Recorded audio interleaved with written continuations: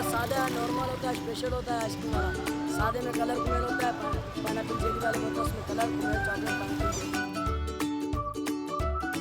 यहाँ तकरीबन फैसलाबाद से भी आते हैं खाने के लिए, डिफेंस से खाने के लिए आते हैं, कराची के यानी कि अंदर से भी आते हैं, मलीर कैंप से भी आते हैं। यहाँ भी ये गोले के लिए खाली जाते हैं, ख़ास गोले के लिए। इसमें पहले जो है सादा खाते थे काफ़ी लोग, जो है ना पाइनएप्पल और जेली ये कम लोग खाते थे।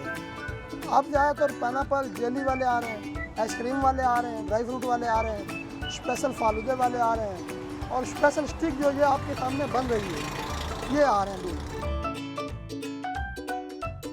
गर्मियों के आते ही घर वालों की डिमांड होती है कि भाई गोला गंडा खाना है, और गोला गंडे के हिसाब से कराची की सबसे जो मशहूर है वो दोरा जी है। आइसक्रीम में सिर्फ एक आइसक्रीम ही होती है, इसमें बहुत सारी चीज़ें मिक्स होती हैं, तो हर चीज़ का फ्लेवर आपको एक चीज़ में मिल जाता है।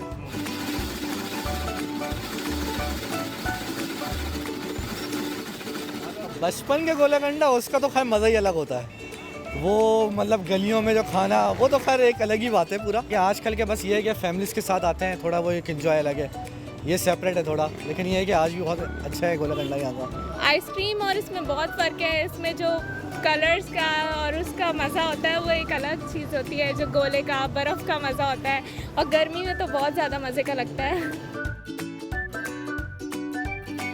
35-40 साल हो गए इस फील्ड में ये काम करते हुए, गोला बनाते हुए, और तकरीबन छोटी सी उम्र का था मैं तो ये गोले बना रहा हूँ। रंग के साथ भी खुशियाँ बेचते हैं, और माशाल्लाह रोज़ी भी लगी हुई है। और इसके लाभ से ये है कि माशाल्लाह फैमिली आती है ना, तो हमको भी अच्छा लगता है, काम करने में भी अच्छा लगता है।